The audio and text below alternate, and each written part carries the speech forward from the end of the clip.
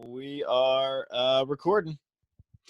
All right, boys. Well, this is SANDCAST, beach volleyball with Bourne and Travis Mewhirter. Try has always got our sponsors covered since we're still doing the Zoom. So Try is in the studio. He's running a monopoly over there with our Wilson Nicolette Martin SANDCAST ball. And to your left, we have the Monster Hydro, and sitting next to the Monster Hydro, we got the Kona. Don't recommend combining them in the same night. It's not good. Who knows where you go? But the next morning, you're going to be hurting for sure. Yeah. But on the show with us, we got Casey Patterson. We've been trying to get you on the cast for a while. I know it's tough for you to make that commute from Thousand Oaks, but appreciate you taking the time, dude. Yeah, stoked. The Zoom aspect made it perfect for me. I'm like, yeah, I could be on every show now. Yeah, I'm ready. Right? Yeah, thanks for having me. Yeah, me and Troy, we were just talking about that the other day, that like beach volleyball players are setting records for Zoom calls. Like April's doing calls with like the Tulane beach volleyball team and doing this and that. And Troy, you've been Zooming away. Jake Gibb's doing like Zooms with the Bounce Beach kid, and doing like Instagram analysis. It's funny to see like everyone's just out and about doing stuff via Zoom. Crazy, right? And did you even hear about Zoom before COVID hit? No. I was like, somebody was like, hey, dude, can you jump on some Zoom calls? I'm like, wait, what? Are we getting a car? It's like a go-kart race, a Zooming, like Mario Karting online? What are we doing? I hadn't even heard of it. And now it's like, that's all I've done. Just Zoom calls and phone. I've never talked so much on the phone in my life. I hate talking on the phone. I'm like, just text me what you need. Let's get to the brass tacks here. I don't want to talk about it. I can't wait to get back in the studio, get everyone back in here. And, I'm like setting up stuffed animals over here to talk to. I'm so lonely. It's so much better writing my own quotes on the board to myself. This is what inspires me today. Me. Good job, me. This Zoom call. Yeah. Try comes up with a good thought. I had to jot that down. Like sees it the next morning. He's like, damn, that's inspirational. Wow, that really hits home. Who said that? Who wrote that up there? Whoever that was. So good. Yeah. That guy gets me. He gets me. But I was wondering, because I'd never heard of Zoom either, though. Like, what happened to Skype? I thought Skype was decent. Right? Zoom it was, but you had to put like money on, and then it like would slowly tick away, and then not everyone was using it. And then FaceTime, didn't FaceTime became like a big thing, because if you had an Apple phone, you could FaceTime and it was free. Yeah. And that solved the problem internationally, right? Like that was the biggest difference. And so then Zoom comes along and you're like, wait, what? It's like the hybrid between the two almost. Like you get it free for a certain amount, but then if you want to upgrade, I don't know. It's crazy. I think you mentioned FaceTime. I mean, I'm so lucky to have FaceTime now. I mean, all of us being on the road as much as we are, and you have 4 kids. I have 1 kid now, and I was planning on being on the road this whole time. You were planning on being on the road. I was like, the only reason I'm going to be able to see my kid grow up for a few months here is through FaceTime. And like years ago, dude, I had nothing. Yeah. Yeah. I mean, even with just Cash and Guy, who are 10 and 8, dude, I remember like Skyping maybe once in a while, and it would just be like a phone call. And I was stoked that we all kind of had like, we could do Wi-Fi calling, right? And you could be like, oh, at least I can talk to him through the Wi-Fi at the hotel. And then it was like, then Skype was kind of working. And then FaceTime was like, I feel like I'm gone way less because of this. Like I actually get to see you guys. Yeah, it helps so much. That was a huge jump in like the loneliness of being gone. It like just drastically cut that in like half. And you're like, oh, okay, at least I get to like talk to their face, and they get to like interact and show me their toys, and I'll tell them a story or whatever. Like that changed the game for sure. I remember I was FaceTiming with the baby when I was probably in Qatar this last trip. And Abby had to go to the bathroom, and she was like, okay, watch her. And she was like right there, but like I had to like tell if she was going somewhere, and the baby's just like right in front of me, like playing with the phone. I'm like, hey, don't go anywhere. Yeah. Don't you hang up on me. Dang it. That's the problem, is the red button's the most interesting thing in the world. It is. Ooh, that's all they want to touch. Yeah. I remember. Or you just get them running around and you just see the ceiling of your house everywhere. They're just running around with the phone. You're like, you don't even really see anything. You can like hear her breath because she's trying to eat the microphone, and she's like, wow. Exactly. So good. That's so good. I think I feel like Jake, one of his kids was born when he was overseas, and he was pretty much Crosby. He was in The Hague. Yeah, he was in The Hague with Rosie, and he just went full Skype on his laptop like in the middle of the night while Jane gave birth. That's crazy. That's so gnarly. Yeah, crazy.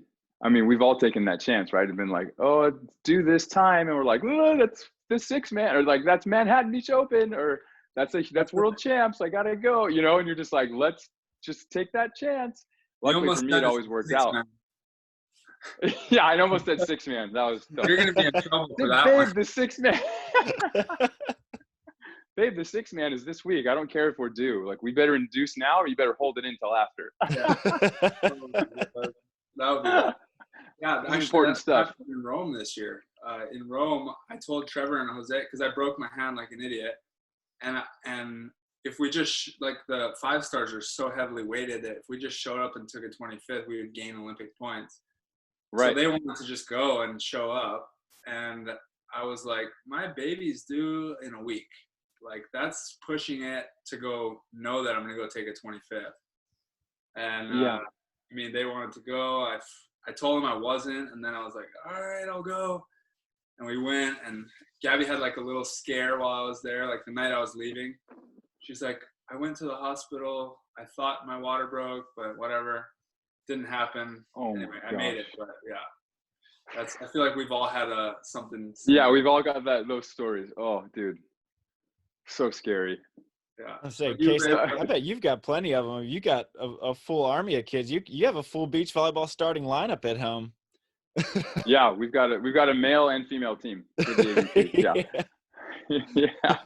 I had a few. I think Cash was born, and then a couple of days later, Ty Loomis and I won that one in New York. And I think I remember calling Lexi to say, we made it to the finals. And she was only 2 or 3 days out of having Cash, and she was all alone. And she's just like, wait, you're not coming home? Because she was just so tired and exhausted. And I was like, I'm in the finals. Should I just come? Yeah, it was so gnarly. But that one was a little rough. But then all the other ones, we've been able to either, we'll just like schedule with a doctor, like we're inducing them this week because it's the only week that I don't have a tournament, or we're waiting till like right after tournament, and then there's 4 days until the next one. And so we've just like hit those every time. So we lucked out. Yeah. It's crazy enough, like with guys trying to, plan out when they're going to have kids, but with women, it's nuts. I feel like somehow Irene Pollock timed it perfectly. She's like, I'm going to have a baby when there's no season. Dude, seriously. She's not going to miss a beat. She's going to keep all her points. Everything's going to transfer over. She's like, this is amazing. Yeah, that seriously is perfect. She nailed it. No one else is passing her during that time. No one's making money. Yeah, she's not watching, being like, oh, man. She's like, sweet, I can happily have a baby with zero fear that I could go play next year. It's perfect. Yeah. But, dude, what 2009, like that, what a week you had then. You had, like, your first kid, followed up right after by your first win. Dude, I came from Sweden with Hans Stolfus, and we won the Swedish Beach Tour. They invited us to come out, and it rained the entire time. It was in Uppsala, Sweden. We win in pouring rain, come home, have Cash, 2 days later, leave for New York, win that tournament. I was just like, what just happened? Look back, I'm like, the last like 9 days are such a blur. I have no idea, because I was, you're still in jet lag, you have a kid, you're like, then you don't sleep at all. And then you go straight to plane. And I'm just, that was when the scoops of pre-workout started. Because I was like, dude, I can't even keep my eyes open. And if I drink too much water, then I feel sick. I've just got to go straight to the mouth.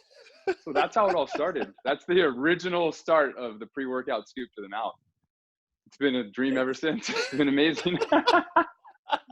Dude, remember the first time I met you in Puerto Rico, when you like showed up, like I think I was there for like one practice the day before you showed up, whatever, getting to know the guys, and then you just come in hot, just woo, like full energy. And you just go straight to bouncing balls and warm-ups. Like, you didn't even warm up.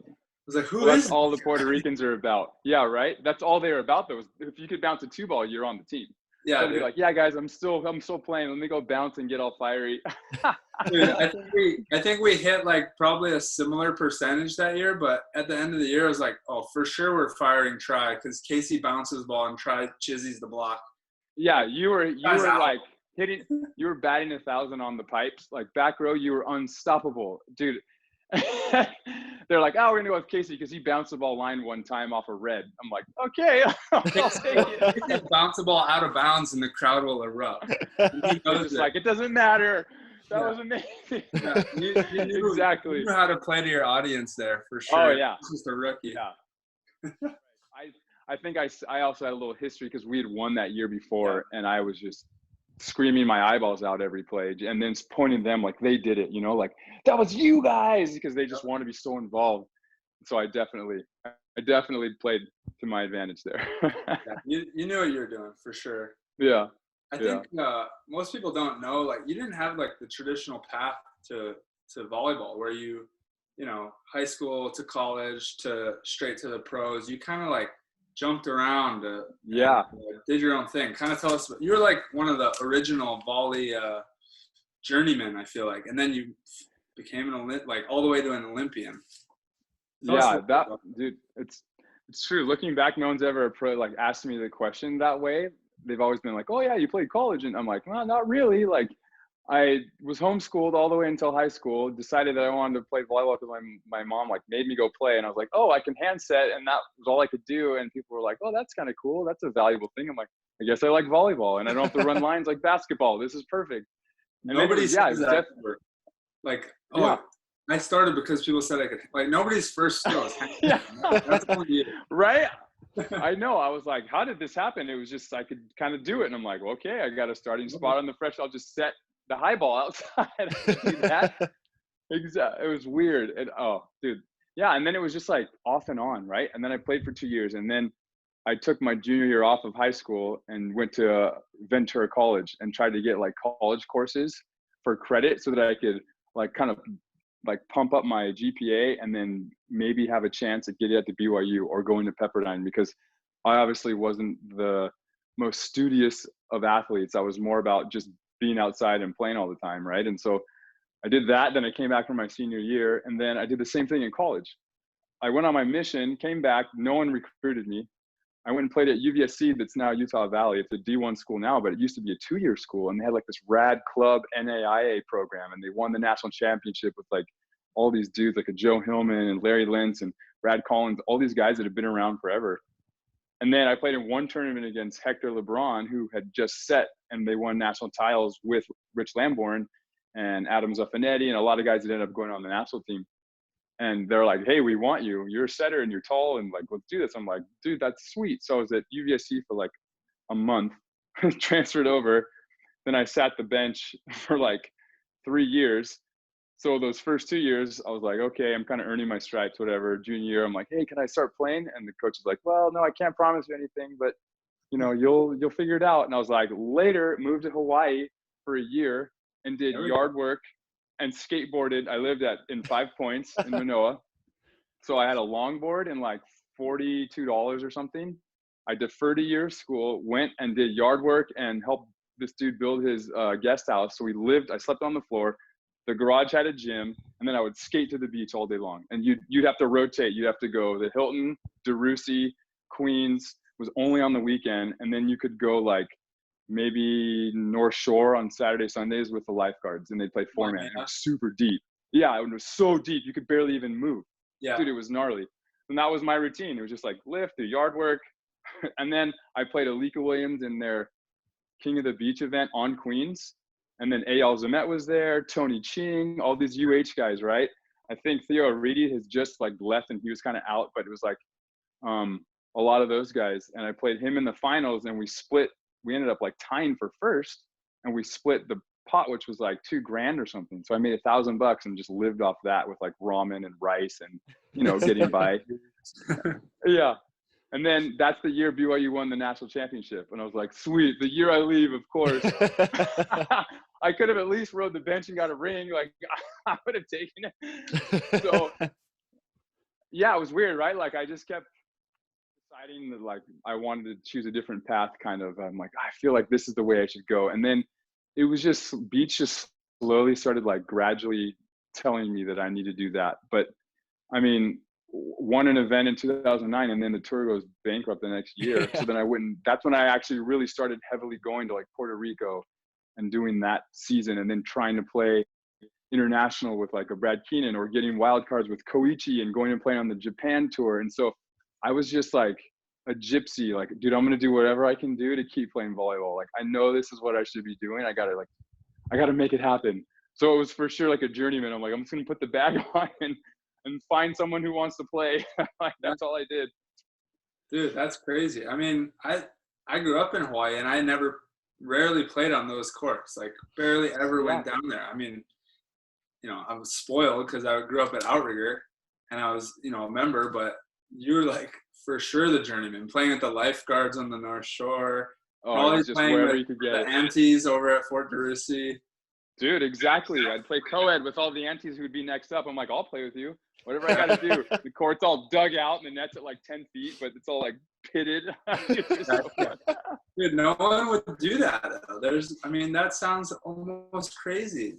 Like, and especially when your livelihood's on the line. And I feel like the fact that you were willing to do that somehow, like, you just about like resilience and just like going, like committing to a path. I'm like, I'm going to make it in this. Yeah. Somewhere One day I'll be able to. another. Yeah, one day hopefully they'll jump higher and it'll be really, really good. I'm just gonna keep playing. Yeah, dude, it was.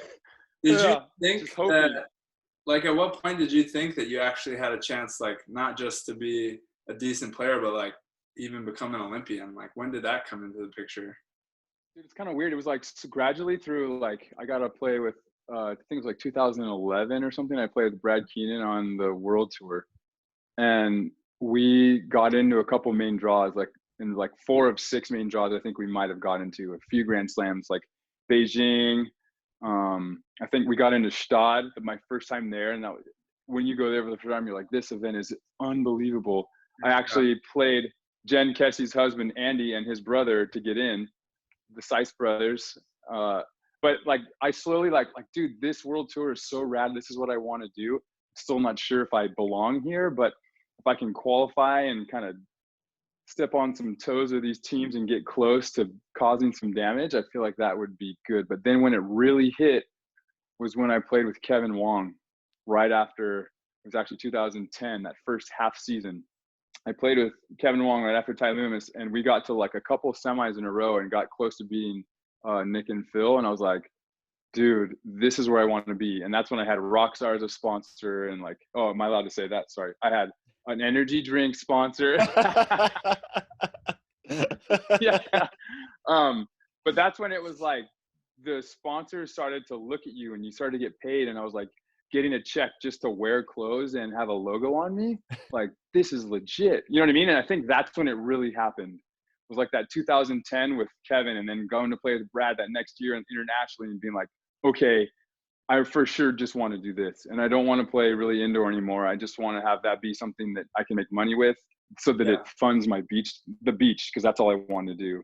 Right. So it like, yeah, I think it gradually started in 2010. And then I think 2012, Ryan and I, we beat Phil and Todd in the Preakness. Oh yeah. And I was like, uh-oh, this is kind of rad. Like, this is pretty cool. And then we won a few other ones. I think it's Sean and John, and against some, I can't remember who else, but it was like slowly creeping to getting partners that were big and influential at the net. And I had always thought like, hey, my ceiling is going to be way higher as a defender versus a blocker, because I was never a high flyer. I was just long. And I'm like, that probably works better on defense. So my goal one day is to just be a defender and be great, and then hopefully Phil plays with me. Like, that was the reason I switched to defense. I want to make Phil play with me. I'm going to be a defender. It's going to be awesome. We're going to side out like crazy. I'm going to scoop like 1 of 8, doesn't matter. And I'm going to transition every one of those. Like, it's going to be so fun. But yeah, that was a progression. It was like Kevin Wong really opened my eyes into the level that I was probably capable of. And the structure that he practiced with, and the mentality and the mental side for him. And he was in really good shape that year. So for me, it was kind of like that was the starting point where I was like, okay, I really just want to do this. Yeah. Yeah, what was it like playing with Kevin? Because I mean, I got to see him play a little. He'd come back and play with us a little bit, but it was like Yeah. I always felt like he was on another level mentally. Like physically, you wouldn't think he's long and has amazing touch, but you wouldn't think he's as elite as he was. But I feel like he was just on another level mentally, like strategically. Yeah, we actually came up with this like whole next level type mentality, and he would always be playing a few steps ahead, and he kind of helped me think that way too. You know, instead of like a good side, bad side, it was like, hey, let's go three side switches ahead and be like, look, down the road, long term, let's set ourselves up to get these 2 or 3 points we're probably going to need because it's going to be a side out battle, and we're going to capitalize here. And so he was always playing these like show and take, smoke and mirrors, and then big and over and early, and like he really opened my eyes to the different types of defense that you could play. Because before, I mean, dude, you grew up, it's like a line, an angle, and a 4, and maybe a 3 once in a while. Yeah. You didn't do a 5. You didn't do like all these random other ball calls or other things where you're serving easy on purpose to get guys comfortable, because that's actually where we're comfortable. Like all of those like multiple levels and dimensions, he really like helped me realize that, oh, okay, this is the elite side of how you really win consistently. And so he would just put guys in closets, and we would just side out really well, and then we'd do our smoke and mirrors, and it was good for me because it let me kind of progress as a defender and get somewhat comfortable. Yeah. But he was at another level. It was really fun playing with him.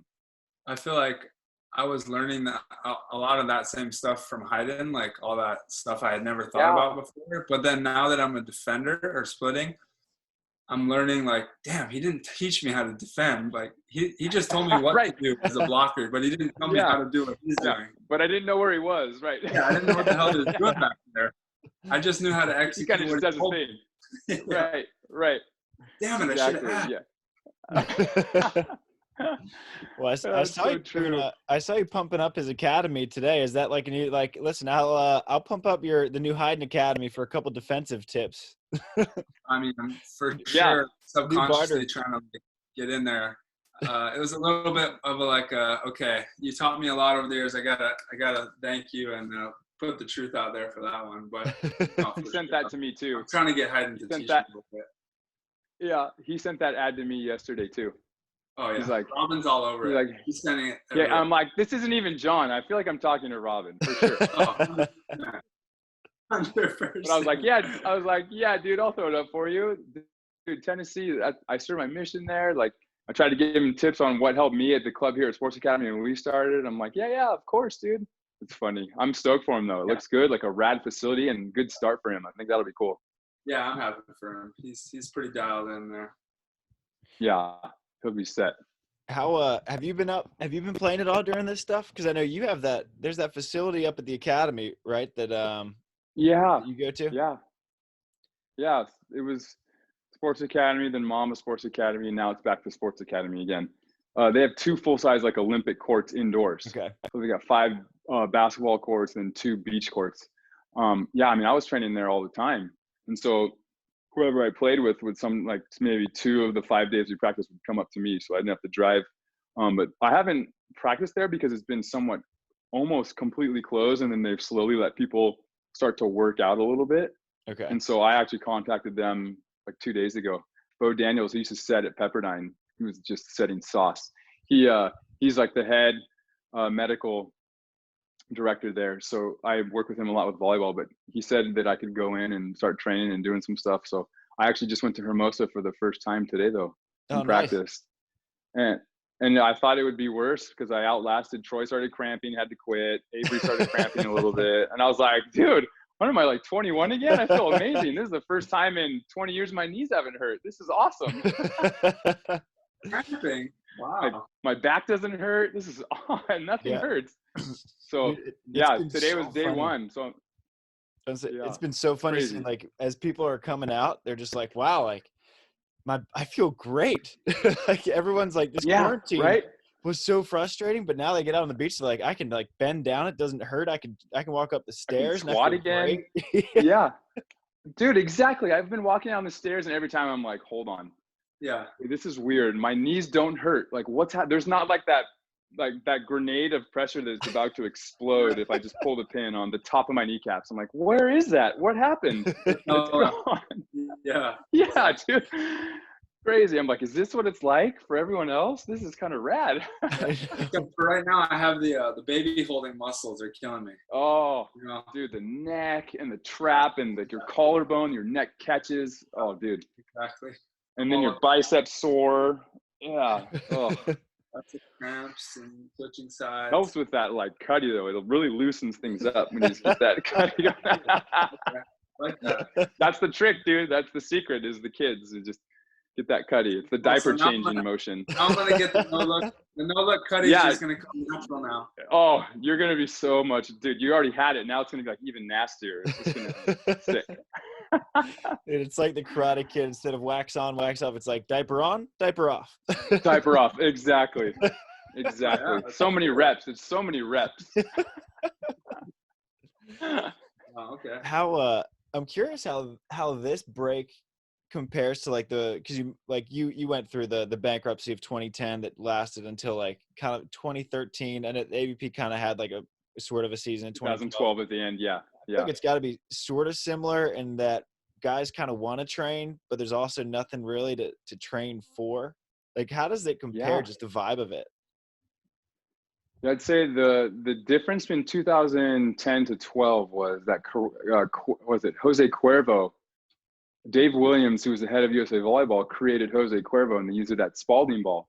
They put that into effect like super quick. That's the only difference from then until now. Whereas you still could kind of somewhat play, right? The World Tour was still going, so you had that option. Norseca's, you could go play Norseca's.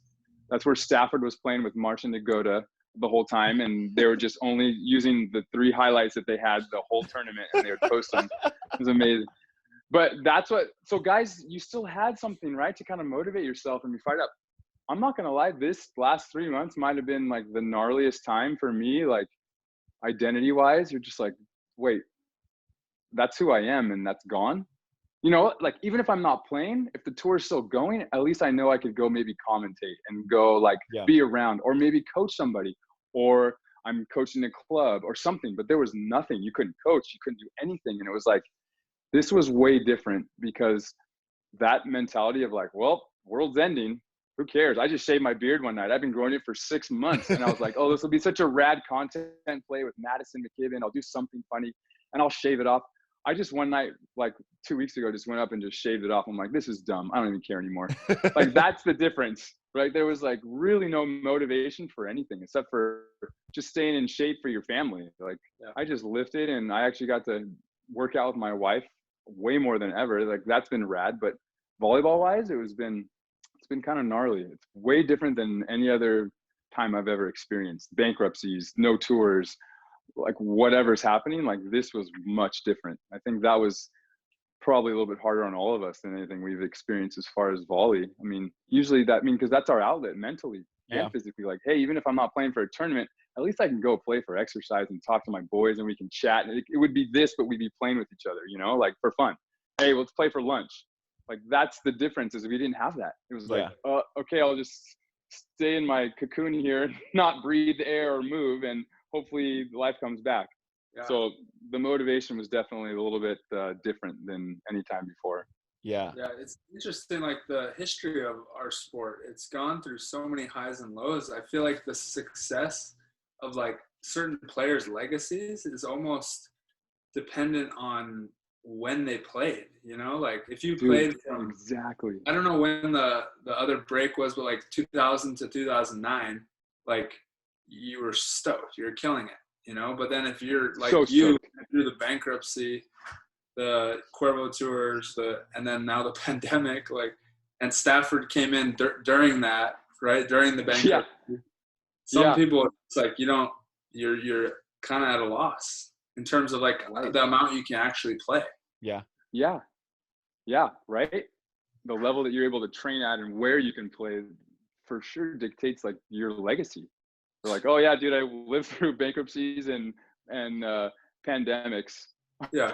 Wasted 3 years of my possible career that I could maybe have won tournaments or made money or had sponsors. Like, that's 100%. Dude, that's such a good point because those guys in like the late 90s really didn't have anywhere to play, right? There was really no tour. It was like you go win a CBVA, and they counted those as like title wins, right? It's like, well, that's all we had, so that had to count. And it's like then the AVP started pumping, and guys were getting $150,000 apparel deals and incentives where they doubled that if they got number one on tour and they're driving home in a brand new truck from Toyota or Nissan. You're like, wait, what? What's happening? And you're winning how much for first? Wait, and the $1 Million Manhattan and like all these things. And you're like, wow, life could have been a lot different. I was born 10 years earlier. Inflation, inflation on top of that. Like, how much was that money worth back then? You could get a Strand house. Why do these guys not live on the Strand right now? They should be lined up. It's insane. But they still do ride their bikes down and heckle us. Oh, yeah. And tell us how much better they are. Yeah. I love why can no one stop them? How come no one can beat Phil? That's what I heard from Hall. Yeah. Everybody. It's so funny. I love it. I feel like I'm like a few years away from just riding right behind him on a bike. Let's go. You're gonna be stoked. You got it all planned out. Oh, yeah, we're already setting it up. Dude, so funny. I know, right? I've never thought about the players having their careers impacted so much. Like, how many titles would Kent Steffes have won if it didn't go bankrupt in 90s? Like, he retired when he was like 28 or something, when he was like winning like 80% of the tournaments he played in. It would have been insane. It would have been so gnarly. His legacy would have just tripled, right? In a way where he could have hit some of those numbers. He could have been on the pier so many more times. He would have started doing way more international, because that's like, they won the gold medal and then a few years after, and then he bounced around with partners, right? And then it's like, well, bankrupt, and you owe me all this money, I'm out, I'm angry. Like, I'd be angry too. And you're like, dude, that's what I would have done. Yeah, his career would have been, he had another 10 years at least of being the 1 or 2 seed every tournament. Yeah. It's insane. It's crazy. Those guys got to play in like 25 AVPs in a year. Like, I think I've played in 25 AVPs, period.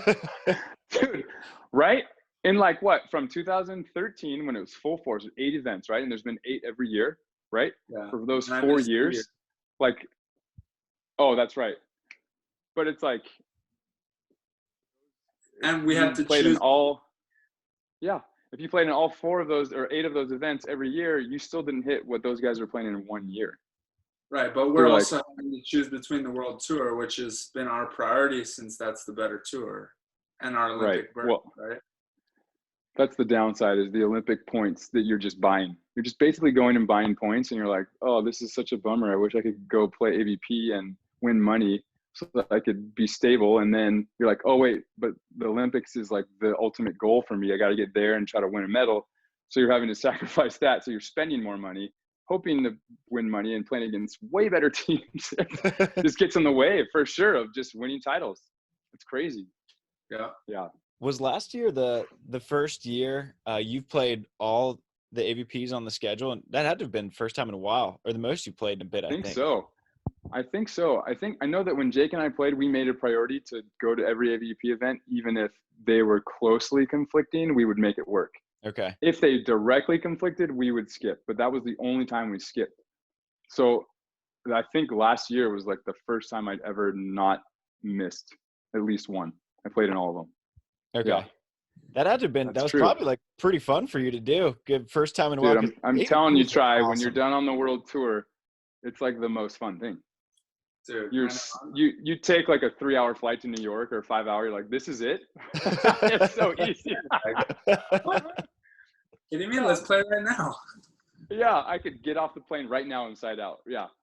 It felt awesome. You feel healthy because you take care of yourself. You get to train more. You're at home more.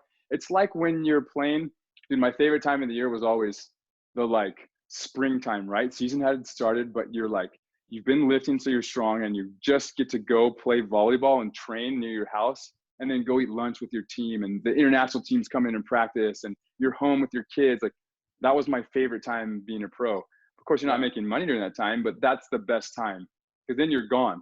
But that leading up, that's how last year felt for me. I'm like, this is amazing. It's like my favorite time of the year all summer long. I'm at home. I get to go play in tournaments. We're getting close to winning. We're in a few finals. I'm like, dude, this is rad. I would give this would be the schedule I'd want for the rest of my life. Totally. I mean, my perspective's totally changed. Like Heiden's more like he's gonna pick and choose, and he's not gonna feel bad about missing an event. Like, and I was obviously at that point just like, I'm gonna, because he didn't want to do the grind, like get on the plane straight from the final and sprint there, right. all that. And I was like, I'm gonna do whatever Heiden says. But like in hindsight, like it ate away at me, like seeing you and Jake do it and then show up. He still performed, and I'm like, God, I don't want to miss any more AVPs. Like, I'm over this. Yeah. And I still want to chase this Olympic journey, but it's just not worth it. Like, an AVP is like, why we're playing, really. We want the ultimate challenge of the World Tour, and we're obviously up for it, but I totally want to prioritize AVPs. I mean, so much of it's out of our hands, but I want to prioritize it much more than I did before. Yeah, no, dude, that's 100%, because you're like, well, dude, this is how you're getting sponsors. The AVP was like the only way you got lined up with anything. So like, if I prioritize that a little bit more, then hopefully playing the long game, I'm going to get dialed in with hopefully having more sponsors, being able to make a little bit more prize money and opportunities to win tournaments. Cause you're like, dude, that's basically all I cared about, was like, I want to win as many as possible. Cause we only there's such a few amount that we could go win. Like, let's go win as many as we can, dude. And like ride these things out, and then just try to put on our mental toughness hat on the flight over and just be like, look, we put ourselves in this position. Let's just no complaints. Let's just go try to win, like, on the World Tour. And that's definitely the way that worked for us. Right now, I know that would be harder for me, but then it was like the perfect thing. Yeah. Dude, I'm curious now in hindsight, now that we're a few years, actually we're a whole quad past it, but like, how was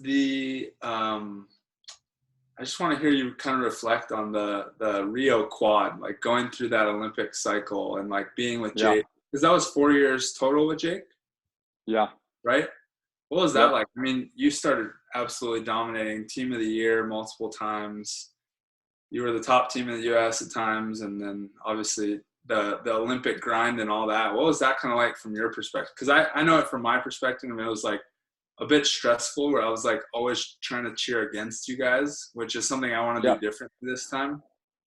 Yeah, I think like our situation too was we were directly competing with each other, because Phil was with Rosie, and they were like, what, the #1 team at the first 2 years. They won them. So they were like out of the picture, and it was just between you guys and us. That was it. Yeah. And so it was like, I was the same way. You're like, oh, I don't want them to get injured, but I want them to lose. You know what I mean? Like, don't get hurt, but don't win. Like all the time. And I'd always talk to Jake. He's like, dude, I hate this feeling. I don't like cheering against people, but I just really don't want them to win. That was for sure. Like, that was for sure those 2 years, but that quad, it was like, those first 2 were fun, and you wanted everybody to just enjoy and do well, because the points were really on the line. It was just seeding, and you're setting yourself up, and everyone's hanging out more after tournaments.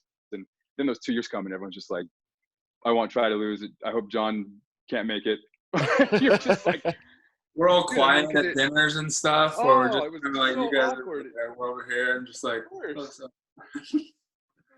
dude. It was so gnarly.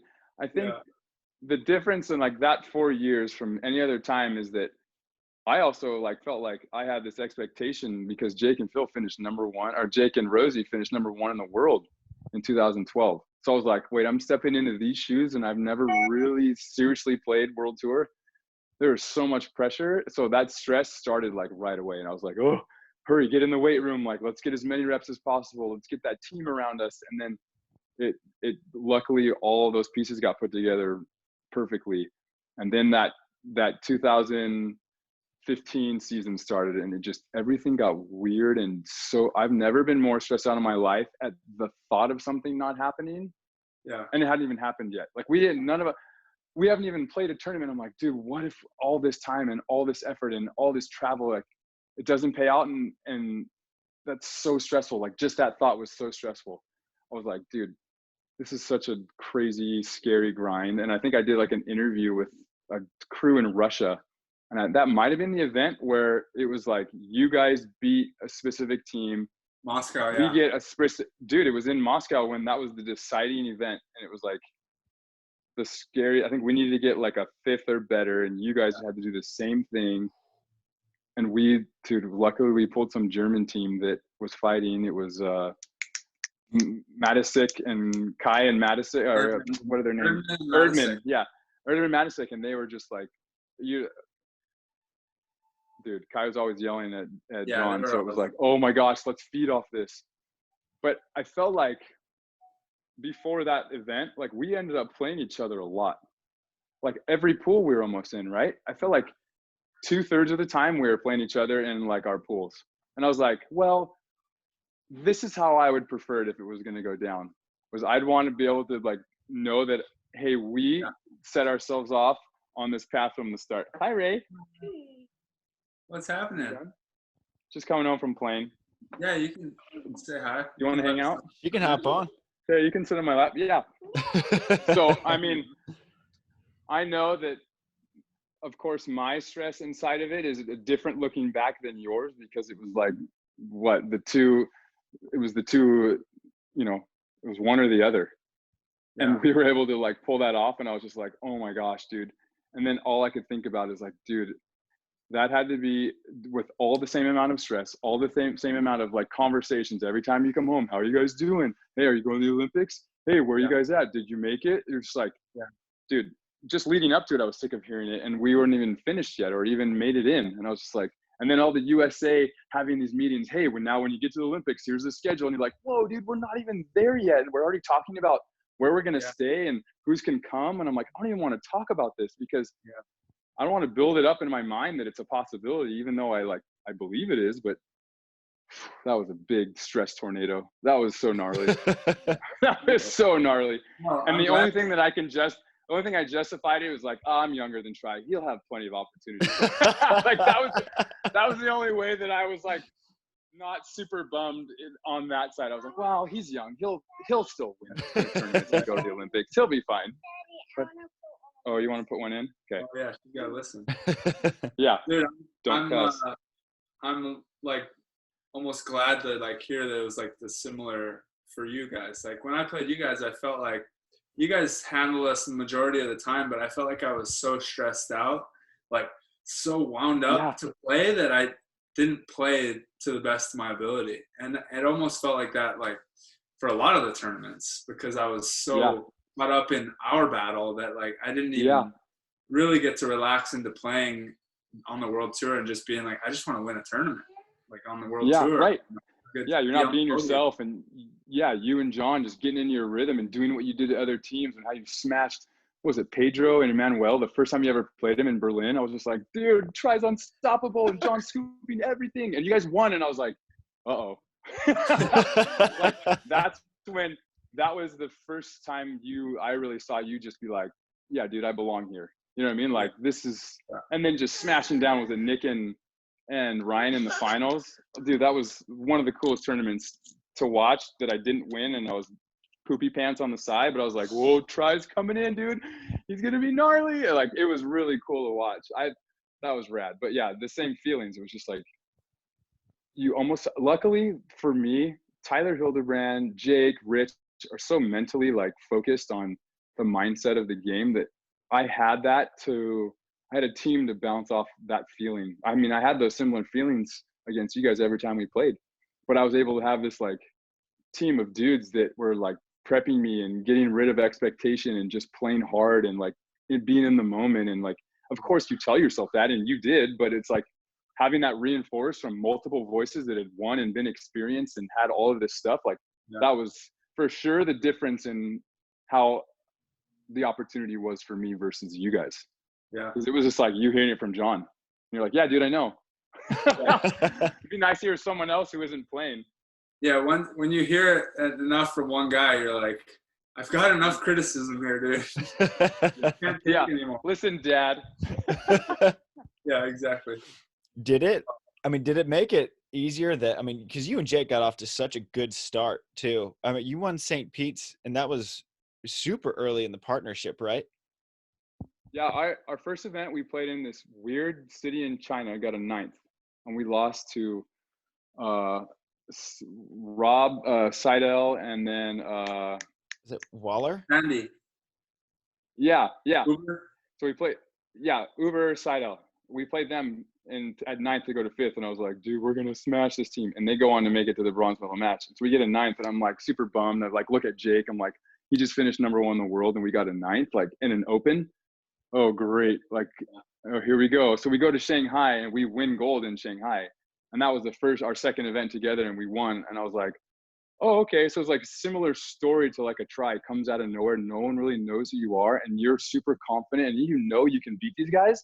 Yeah. And all they have is video from like maybe a pool play match, and you only shown like 2 of the 17 things you could do. You're like, this is awesome. But that's what it was for me. It was like, I'm just getting served and siding out like it's an AVP. I'm like, nice try, Alisson. Nice try, Ivandro. I think we beat Ivandro twice in pool play and in the play. I was like, dude, it was the coolest thing ever. It was so similar to like Try's kind of like coming out party in Berlin, where it was just like, all right, I'm here.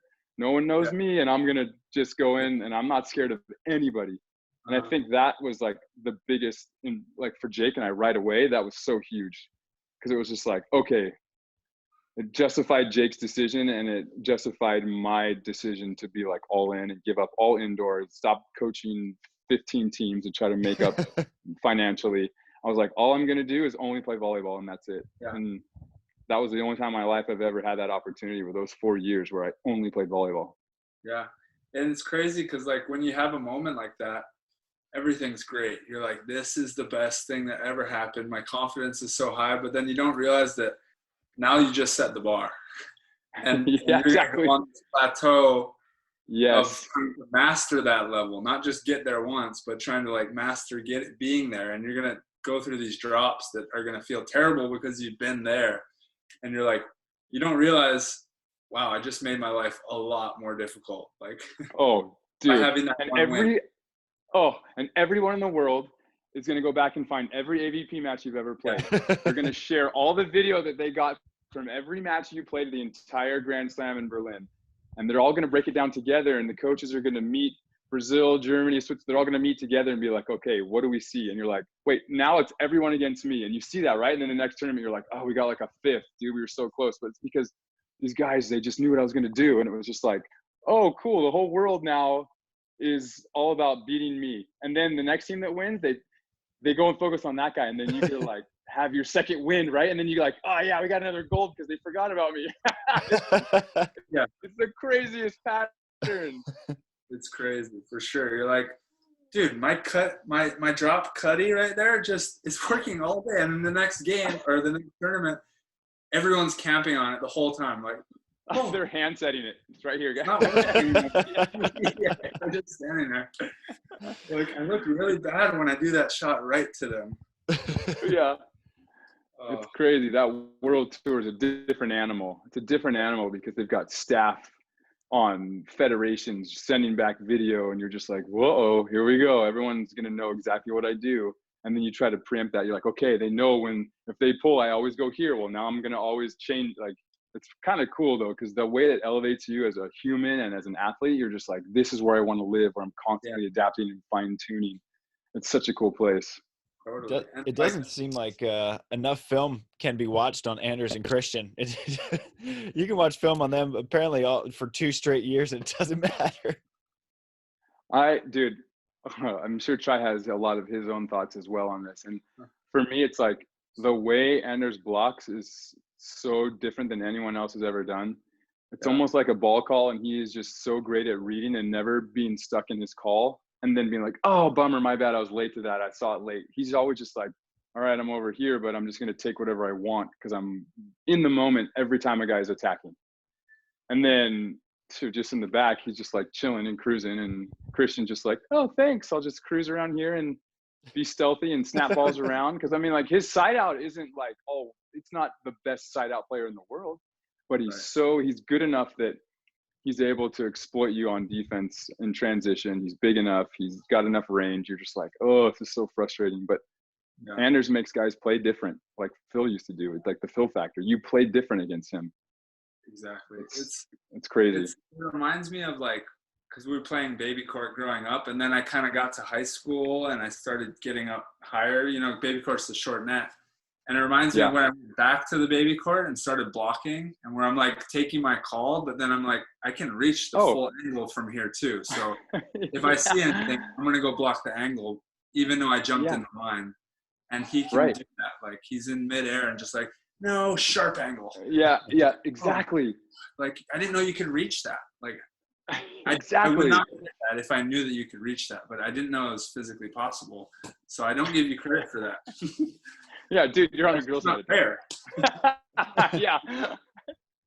Yeah, then that's way too low. It's not fair. Yeah, I think those guys are pretty good, and they're also scrappy, right? So they'll get down and they'll get in weird, awkward situations, and they'll be able to pull themselves out and make some big plays at the end. So not only do they like have physical attributes that complement each other like crazy, but they're also winners, right? They're able to like find those moments at the end of matches where they need points, and they find them. It's really cool to watch. Yeah, and it sucks to play. They're like their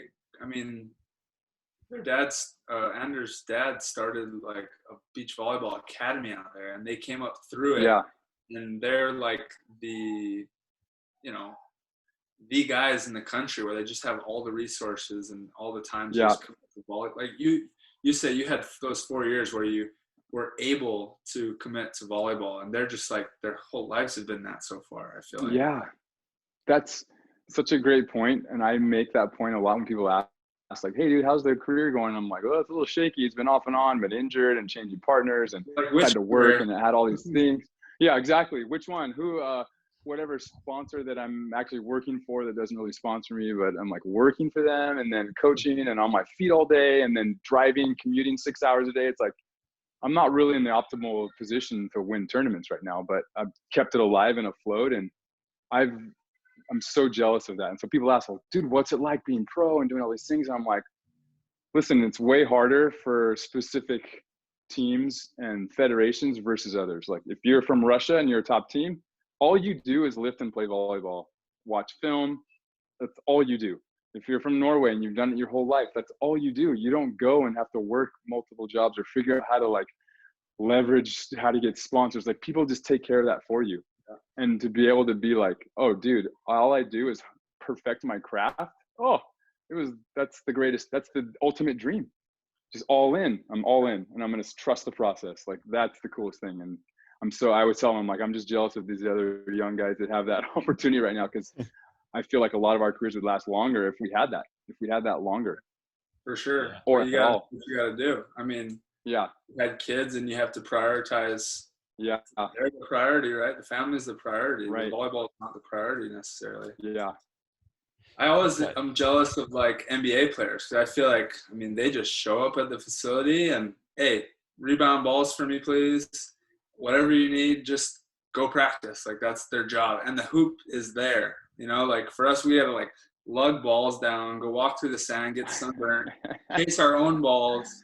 Like for me to go and just serve like 50 balls is a lot more work than them to come in and hit like 150 jumpers and then just bail. For sure. Like sit in the training room. For sure. Yeah. Yeah, I think that's a common conversation I've probably had with all my brother-in-laws who own their own companies and making a ton of money. We're like, dude, I wish I had your job. I'm like, no, you don't. Not really, because there's so many variables fighting against it aside from the financial side that you really got to be almost like stupid, obsessed, and passionate about it to be successful. Because if you're not, and you have to be physically talented, have somewhat of like a gift or like these it factors where you do a few things really well, and you're getting sponsors, and you have like, dude, it's such a hard thing to put together that, yeah, these NBA guys get to go and they show up and they win or lose, they get paid. And you're like, oh, that'd be really nice to sign like a contract for the year, a salary for like $5 million. And then just, if I win, cool. Yeah, exactly. Yeah. If you win with your bonuses. Yeah, that'd be nice. Yeah, that would probably help take out a loan on a house.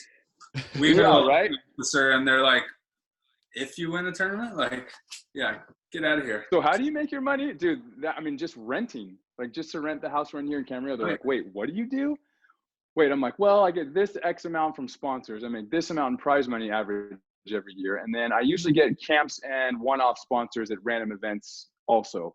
Then sometimes I'll luck out and get like this rad speaking engagement and they'll pay me. They're like, wait, so it's all based on like these ifs and whens, maybe. Like, I mean, I had to sell everything I could and try to convince them of everything just to be able to like rent something. Like, dude, this is so annoying. Why can't And what happens if so you get funny. injured? Oh, if you get injured, then this all stops all at once. And you lose it's all gone. Yeah. Oh, I didn't talk about that on purpose. If I get injured, I've got to go. I'm going to start some construction and go frame houses, I guess. I can get that. Yeah. But I feel like, I mean, there can't be many other jobs in the world, or at least the world of sports, where we're learning so much. Like the fact that we're all like on Zoom calls and like communicating and building our own brands and, you know, giving back to the volleyball community and doing stuff for sponsors. And it's us, not just our agents doing it. We're in on the calls. And I mean, you're the guy who's probably done it the most in terms of like sinking in and learning the business side of things. Like not many other athletes are coming out of it with the skills and that we're coming out of it with, I feel like. Dude, I totally agree with that you become like this utility man. And you just got all these tools to fix whatever problem you got to get to the goal of winning a tournament. So you're constantly like, oh, social media, yeah, I can do that. Oh, photographer, I maybe could do that. Or, hey, coach a clinic at the other side of the world and then come back for a tournament. Yeah, I could do that. I can make that. Like, you just figure out how to get deals and make things happen. And like, just, it's a constant world of like stress and what ifs. And your wife's probably like, what's going to happen? Are you ever going to provide for me like consistently? Or like, what are we going to ever go on vacation? You know, you never have those things, but you do become so resilient and you learn how to make things happen and you learn how to network so well that like the value pieces in those areas have turned and become such a, like, I'll say valuable again, have become a valuable thing for me that it's given me opportunities to reach out when this COVID hit or when there's no volleyball and like, or if there is, and I can leverage that in these specific ways. And you become like this well-rounded human that you're like, dude, if I own a company, I want to hire those guys because they've figured out how to survive off nothing for so long and almost create this professional label out of thin air because people watching make more than us, but we're the professionals. So we're like elevated and they look up to us and you're like, it's all kind of weird right now. Or I know this guy that's working, that's in the box here, and the guys shooting social media for the AVP probably get more than me after all the prize money I make, but I have the spotlight. So I'm going to try to take that and leverage it as much as possible. Like that's the goal, dude. Oh, it's so true though. You turn into like a utility man, figure it out. And I think it's cool. I mean, like Tri said, that you're probably better at it than anybody has been. I've always been like, did you grow up as kind of like a big personality, kind of an entertainer, or was that sort of born out of necessity? Yeah, I think like that kind of was developed over time. Like playing in high school, I was like kind of quiet at first, and then I got super fired up, and then slowly went to college and played with a bunch of Brazilians and saw their style and being like, well, I feel like that's me more than anything else.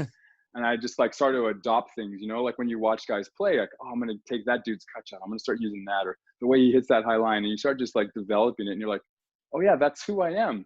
Perfect. Like this is awesome. And so by the time I got to college, I was just always fiery. And I think what also helped is never really being a starter and just being angry and having a chip on your shoulder that you're going to prove it to everybody. I feel like that was my biggest like attribute towards continuing to play. Is like, no, I got to prove it. I got to show everybody. And so I think that, and along with being super emotional and fiery, those things play really well together, you know? And so I feel like that definitely developed pretty fully in college, where I was like, all right, that's who I am. I'm going to come in hot and just be loud and aggressive and fun. And you're going to love to play with me, and you're probably going to hate to play against me. But when I do get you on my team, like we're going to be best friends forever. Like, dude, that's how I always worked and thought that's how it has to be. Like, you got to be all in, all together, band of brothers. Like, let's go. Like that was always like my theory on how to play. And plus watching guys that weren't entertaining, that were amazing. I'm like, wow, that could have been so much cooler if these guys would have like really shown me how they felt right then. That would have been so rad. And then I'm like, that's what I'm going to do. I'm going to make sure that when I do things, I'm going to be so excited and people will see that like, I really love what I do. Yeah. So it definitely developed. Dude, I was just going to say, like, I feel like over the years I've learned that watching you, where I'm like, because I'm just trying to be focused. That's all my goal. Yeah. Block out the crowd, block out everything, or at least that was. Right. But then I saw the energy that you got from it, and I saw the wild cards that you got from it. I saw championships that are coming to the attention. They're going to call Casey. They want him to dance and whatnot. And I was like, okay, I definitely like have had thoughts over the years, like, how do I do that too? And I'm like, do I dance? And I'm like, you probably shouldn't start dancing. But I've come to the realization that I need to find that for myself and somehow to communicate with the crowd in my own authentic way. And I'm still trying to find it. You know, I'll look up at the crowd, at least acknowledge them. And if being focused is my thing, I'm not going to abandon that. But focused is the wrong word. Just, you know, like in my bubble. But I definitely have like opened up to like acknowledging the crowd and making them a part of it, and you know, sponsors everything. It's definitely been something that I've learned from I don't think I'm going to come out dancing next year, but it's evolving for sure. We're going to see trying to find the mics and going and talking to the ref and seeing your brand value. And let's be honest, we all know that this world revolves around like entertainment value. Yeah. So if you're good and you can find little things that provide a little extra entertainment, you're for sure the guy versus someone else. Yeah. Right? Like that was something that I think Adrian Karambula has done really well. Like he owned the skyball, and he's the guy that's going to like be weird and do like setting on two, or skyball setting his guy out of the net. Like those little things, like you already do all those things, and now it's finding the way that you can like leverage it in an organic way instead of a force. Like, oh, look at trying to be all fiery now. He's always fiery. He's finally just letting it out in the way that he knows how now. Right. So that's for sure, dude. That helped me more in my career than anything else, because before I was winning, I was getting like little small sponsors and guys always wanting to interview me or having me go and do like media for AVP, and I wasn't even a guy that should be there, but because you added that like entertainment factor, people are like, all right, they want to be around it and watch it.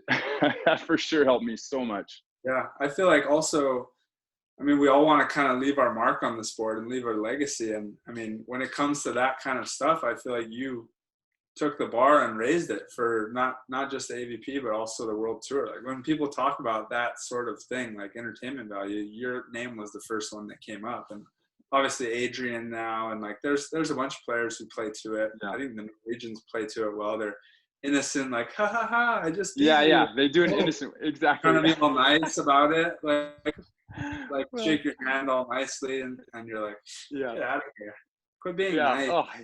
I hate that they're so nice, for sure. I always say, I'm like, I wish they were jerks so I can hate them and like want them to lose. Exactly. For sure. Yeah, they're owning that. That's rad.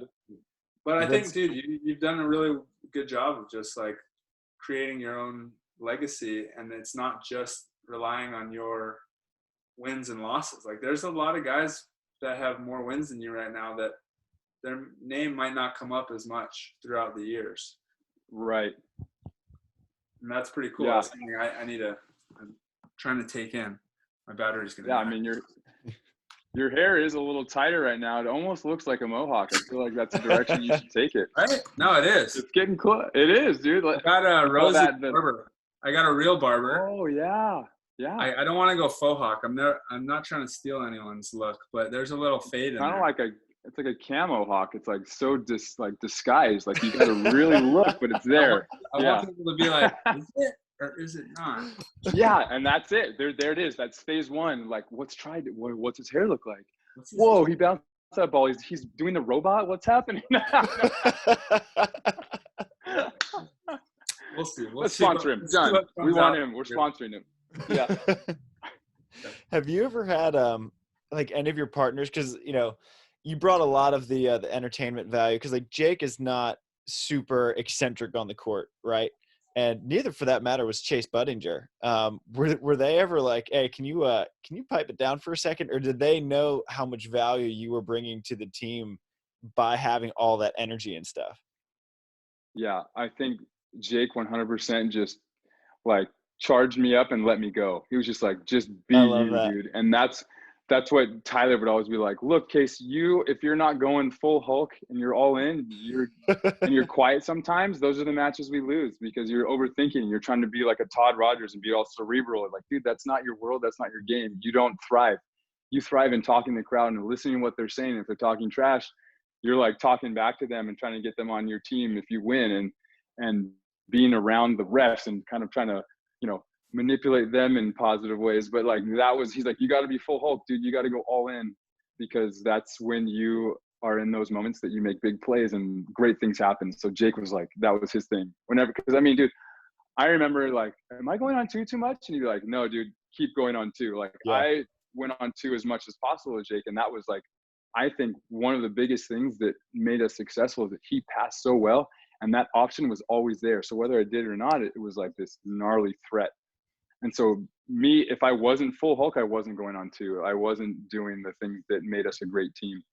And so I think throughout that, it was just like, I had to be all in like that and gnarly aggressive and like the charger. And I think that helped Chase as well. It like kind of let him be a little bit more fiery, because he's obviously a basketball player who's probably going to talk over his lifetime, has talked tons of trash and jumping over people. And like that world, they talk so much trash. Oh yeah. So it was just like, I feel like I kind of could somewhat open the door to help him let that out a little bit, for sure. So that's like, that was the goal with him, is because that potential and his ability to make plays and be a guy that gets the job done was always there. And now he had a little swag because he could let it out. That was like my goal, like just let the swag out too. Let's go. Yeah. That's definitely been like a positive, like a thing that I've always tried to be as a partner, is like, look, I'm going to be me. And I hope that lets you be a little bit more of you in a way, And I think that's like one of the best attributes, just as not even just as a partner, but as a player. Like anyone who can bring out the best in their partner, like that makes you exponentially better too. And then your team is that much better. That's the plan, right? If I can always blame myself or have it be something that like I'm never going to be negative, then there's no room for those 2 or 3 points where it feels like we've got to figure it out together. It's like, no, dude, I'll just blame me if that's the problem, and let's go. Let's get this next point. Like, I don't care. Like, to be honest, it's already hard enough to win. I don't need the ref and then the other guys and us mad at each other. Like, dude, I don't care. I just want you to do your thing. And if I suck, then help me. Like, you know what I mean? Like, I'm here for you. And that's for me was the only way that you could really like be a great partner. Just be so supportive all the time. And if there's issues, it's the tone and the time that you talk about it. And there's always a way to figure it out. It's after the match and you talk about, there's like this start, stop, continue like methodology. Like, hey, what do I need to start doing to make us a better team? What do I need to stop doing as a partner to help you feel more comfortable and elevate your level of play? And then what can we continue to do that makes us great? Like those things. And then anyone, no matter how much you hate me, we have that conversation. You're like, you're right, dude. Okay. We got a big event, like, let's figure this out for the next round. We're still in the tournament. Like that for me is the most important thing. And I think that helps a lot too, when we transition out of volleyball, those kind of lessons and those moments where the emotion is riding high and you're able to kind of like subdue it and be in the moment and like have those conversations. That's so valuable. Yeah. And I know that this year is like not totally called off or anything, but just sort of indefinitely postponed. Yeah. But, you and Troy would have been will be, I guess, a fun team to watch. How did that one come about? Yeah, I think, dude, it was weird. Chase went with Kame and we talked about it, and he had this long-term play for 4 years with Kame because now he can play for USA. So I understood that, but then I was a little bit like, well, dude, we're in 3 finals. We won Hermosa. Like, we had a really good year. We finished overall, because we went to all the tournaments, like our points, we finished number 1. Like, if you look at it that way, not the highest seeded, but like we were the most consistent because we were at every event and doing well. Like, dude, we could really build off this. And this is a great opportunity to be like a really good team. And I think his mindset was more 4 years from now versus this year or the next year. Yeah. You know what I mean? So it was funny because normally in that type of a conversation, you'd be super pissed. You're like, dude, we just were in 3 finals. You guys had a great year. We're gonna go. It was awesome. We did really well. I felt like I was healthy, like somewhat healthy again, and I wasn't as injured, and I'm like able to train, and he let me stay at his house, so I wasn't commuting as much. I'm like, okay, we're building some momentum again. But I think normally I probably would have been pretty upset with that, or a long time ago when I had less experiences. But I was just like, dude, I want you to be as successful as possible. So whatever you feel like you need to do, I can't tell you this is the decision. So I hope that you do really well and you're successful, and this is the right choice for you. And I think that was like my goal, is just to set him afloat and take this boat and take it wherever he can go, instead of being a guy that's like, well, dude, we've put all this time and we've got this, and my family's on, like, that stuff for me, it doesn't go there. It's just, I want you to be successful. And if you don't feel like it's with me, then I don't want to play with you. If you don't want to play with me, like, I don't want someone like pity playing with me. I want them to play because they're excited and they know that I'm in and we're going to win. So yeah, I kind of just been like, yeah, dude, go for it. I hope you all the success. Like, dude, go do whatever you need to do and win as many events as possible. I'm stoked for you. Yeah, that's awesome. You don't hear too many stories like that. A lot of time, like, people get pretty butthurt over breakups. Yeah, I've been in a lot of different situations where it was a lot not as good as that, but never. It was always me like playing with someone else. That was like the first time I really like someone had been like, I'm gonna go somewhere else, and I'm like, Right. oh, this is the moment where I'm not the guy that's like upgrading all the time. Yeah. Okay, I'm starting to understand, and I'm using my appreciation that I still get to play and be around the sport and have shots at winning tournaments, and like that is so valuable now. Where before it would just be anger that I lost and just want to like disappear until the next tournament and just destroy everyone. Where now I'm like, dude, I'm just so grateful for this like opportunity from the last 15 years and being able to play, and in the moment now being able to play. Like, it's weird how that changes. And now I like enjoy talking to Hayden, where I would avoid him at all costs before. It's weird. Like, it's like these weird things. You're like, oh, dude, life's so much better when I just treat it this way. And I still want to win, and I'm still competitive. I just don't take it personal, and I'm not like so angry all the time. I'm learning and able to have conversations with people that I didn't like playing at all. Like, I think Hayden and I collectively hated losing to each other more than anyone else. I would probably bet that. He hated playing against me because I was loud and annoying, and I hated playing against him because of his style and what he would say and talking to the refs and whining about calls, and then me whining about calls back. It's like, dude, it was like we fueled each other's fire. And now he sent me a thing to post for his club, and I'm like, yeah, dude, I'd love to post that for you and like help promote your club. Like, that's the difference, right? And it's like, oh, I wish I would have had that mentality my whole career instead of just the last 3 or 4 years, Yeah. It's so hard though. It's so hard. It's so hard. It's so hard. It's so hard. But I think I'm in the easiest position where there's a little bit more of an end in sight, where tries like, you could be like, I've got 10 more years. Who knows? You don't really know that range. And so that competitive edge and fire and like bloodthirst, that helps you get through those moments in your way right now. And then when you're 38, 39, 40, you're going to be like, man, I really love being here. I miss playing Casey and him yelling at me. Maybe I'll like Jake one of these days. Exactly. You'll just be like, oh, remember when you used to hit me high hands every time? Yeah, exactly. I know. Seriously. That's so funny. Like, aren't you guys old enough yet? Get out of here. Yeah, it's my turn. It's my turn. What was your plan heading into this year? Because I know that you still have some international points left, and I know that Troy is starting to get on that ladder a little bit. Were you going to try to sort of bump him up a little bit internationally and play most AVPs and kind of go back and forth with the FIVB when you could? Yeah, I think that was kind of the goal. As soon as Jake was done, it was kind of like, all right, I'm going to either try to stay in the main draw or develop guys that USA is kind of putting some time into, and like hopefully just give them some experience and chances to be in tournaments and win. And that was the same thing with like Theo, with Stafford, and now with Troy. It was kind of like that same thing. So that's definitely the mentality, is like, hey, dude, like maybe go play some Norsekas, get enough points where we could actually go try to play an FIVB at a cool location or specific tournaments. And maybe we do well and it goes from there. But that was kind of the mentality. And I talked to Tyler Hildebrand a lot, and he said so many great things about Troy's potential and how raw he still is and how much he could grow with where he's at and be so great for the program, that I was like, yeah, dude, I mean, I agree with that. I feel like he has the potential to be there. And so hopefully I can be the stepping stone that gets him there and have some points and get him into some opportunities that he probably wouldn't have. Yeah.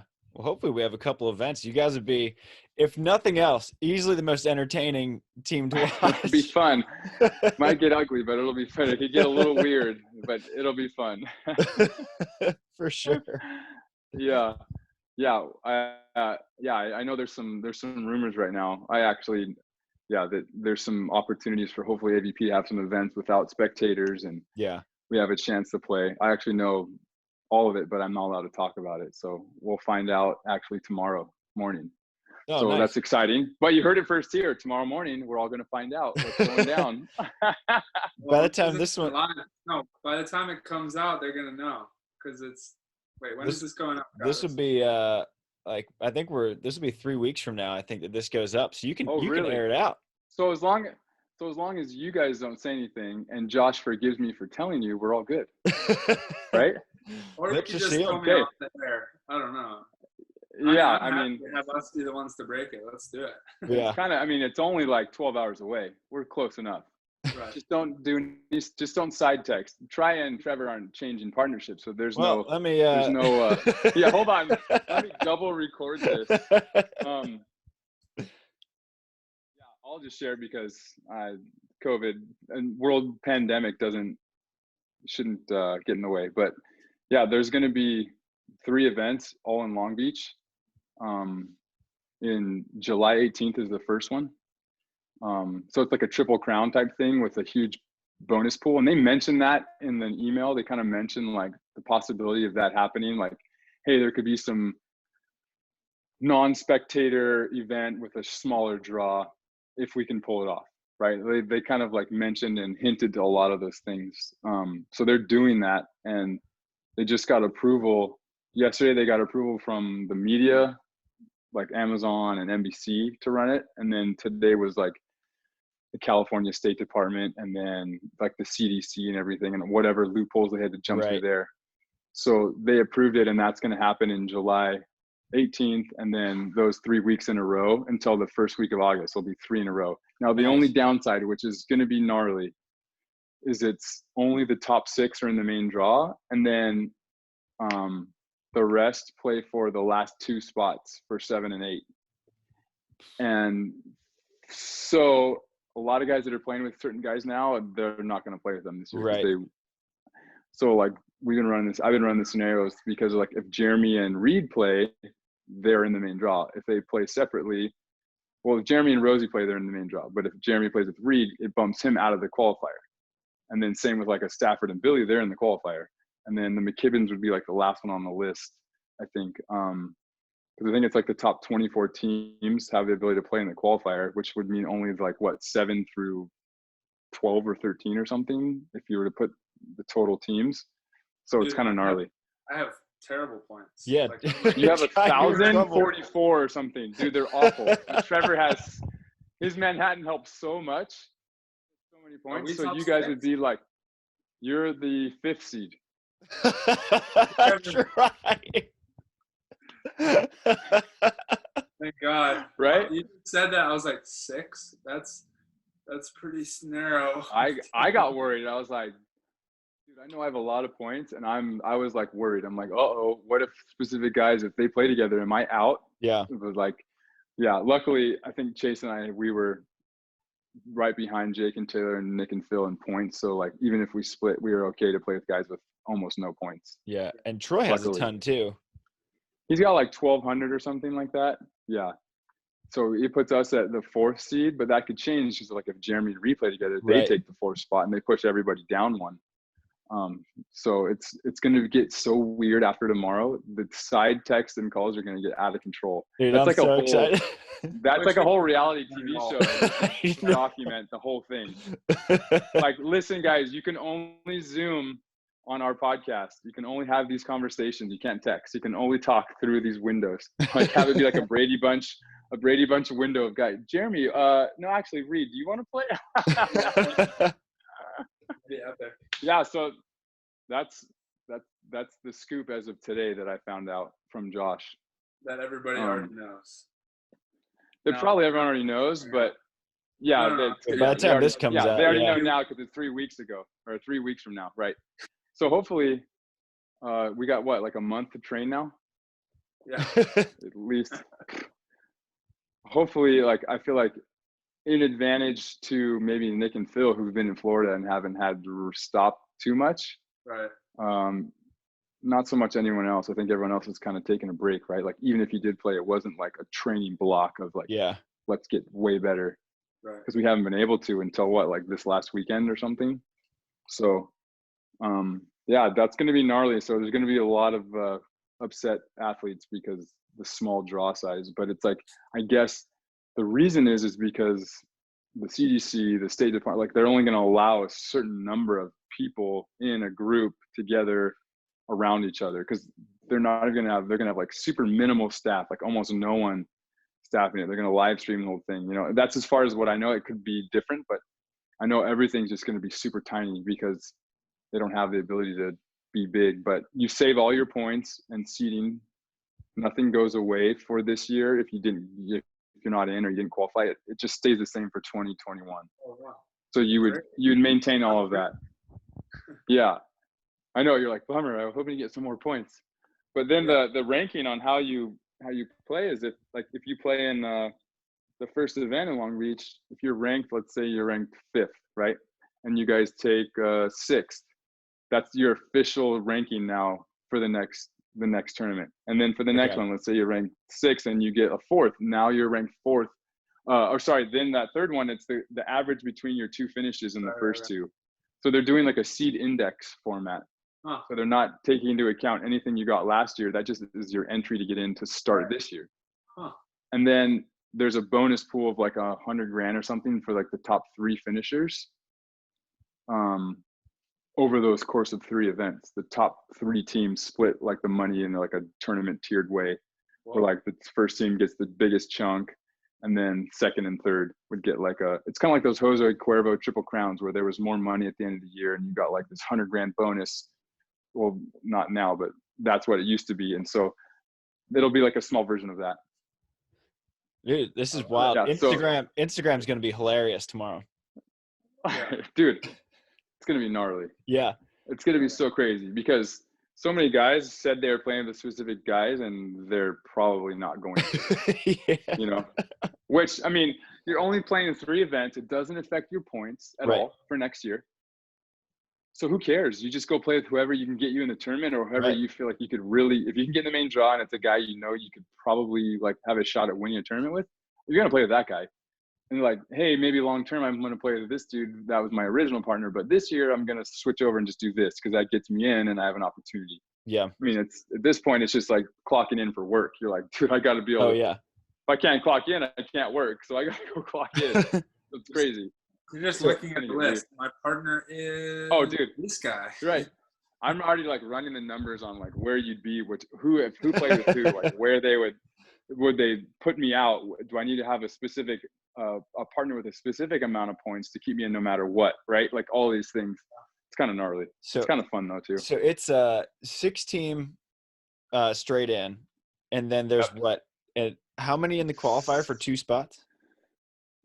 It's a single elim. I can't remember if he said 24 teams. Okay. It could be more than the list that he only gave me the top 13 teams. Okay. But it could be 24 in a single elim qualifier for those last for 2 7th and 8th spot. Yeah, for 2 spots. So basically it's a world tour type format for you're like all the main draw teams left are playing for spots in the main draw. Yeah. Dude, this will be it'll be fun to watch. It's going to be insane because there's going to be a lot of movement, right? Yeah. That seed index makes it so that teams can climb quick, right? Let's say maybe you don't qualify, but you lose in the round to get in, and the next one you take a 1st. Well, dude, you're taking the average of like a 9th and a 1st. That puts you at like a 5th. So you're in a sweet spot, right? Or if you start 1st and you just blow it and go uno dos in that first one, like, dude, you're from a 1 seed to an 8 seed in 2 tournaments. And that means you're in the qualifier. Like you go from 1st to qualifier.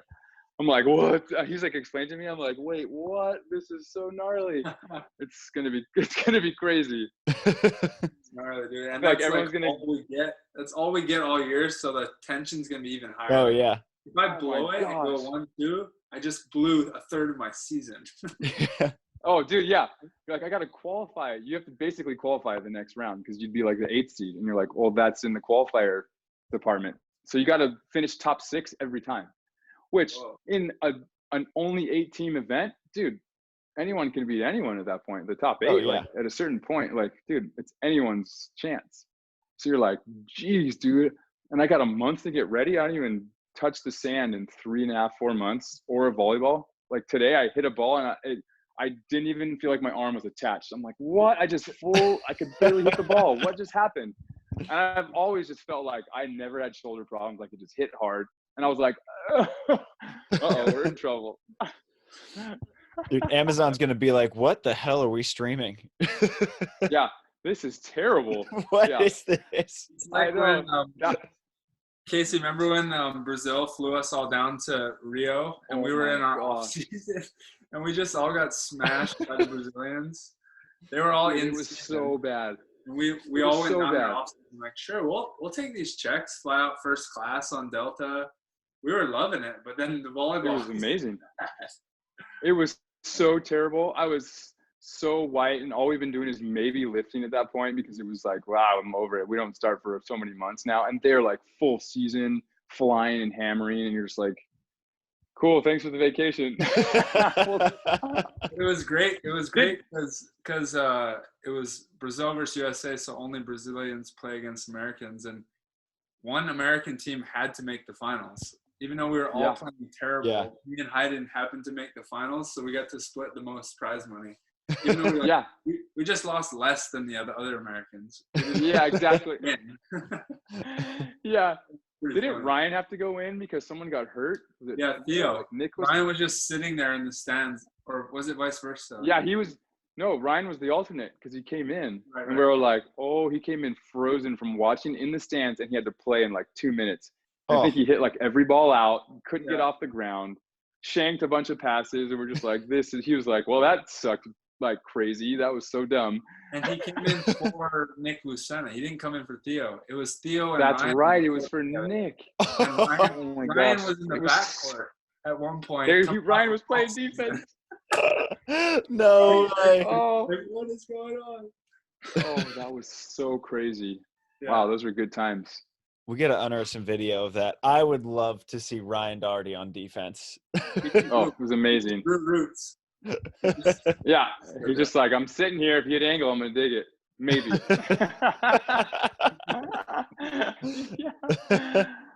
That's so funny. Well, Case, we've had you on here for a while. We appreciate you taking so much time. Yeah, this was fun. It didn't even feel like too long. And I look up, I'm like, dude, we've been rolling. It was fun. Yeah, dude, and you were dadding it up. You were like opening up some like freezy treats for the kid. Yeah, go frozen Go-Gurt. Just here you go. Get out of here. Yeah. Another wrist. That's another secret. Just another. Well, Case, thanks for coming on. Whatever listeners we have that don't follow you, which I doubt we have any of those, where can they follow you and on Insta or wherever?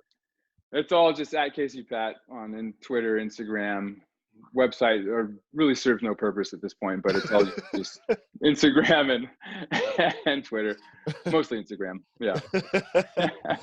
Well, dude, thanks for coming on. It's been a blast. Yeah, of course. Thanks for having me, guys. I'm glad we finally made it happen. This was awesome. Yeah, thanks, for sure. Well, I guess we'll be seeing you on the beach soon, huh? Yeah. Yeah, see you in a little over a month, right? A month and 2 days or something. Let's go. I think we would play each other first round, Try. That's exciting. Oh, okay. The 4 and the 5. I hate you again then. Yeah, I know. Oh, we're just starting to like each other. Damn it. Yeah. All right. All right, boys. Shoots. Cool. See you, dudes. Thank you. Later.